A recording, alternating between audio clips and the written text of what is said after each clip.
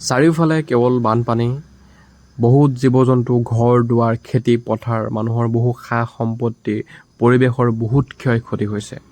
আৰু তাৰ মাজতে আমাৰ এই হাঁহকেইটাই কেইটামান পোৱালি জন্ম দিলে। প্ৰায় 10টামান পোৱালি ওলাইছে আৰু তাৰ লগত এজনী মাক দেখিছেনে?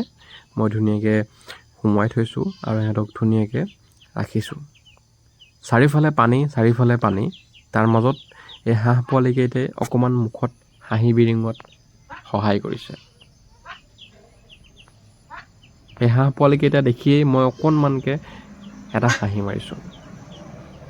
কাৰণ মই বুজি পাওঁ, কাৰণ মই ফাৰ্মিং ৰিলেটেড ভিডিঅ' বনাই থাকোঁ, জীৱ জন্তুৰ মাজত থাকোঁ, পৰিৱেশৰ মাজত থাকোঁ, আৰু সেই পৰিৱেশৰ ক্ষতি হ'লে কিমান বেয়া লাগে, কিমান দুখ লাগে সেইটো মই বুজি পাওঁ।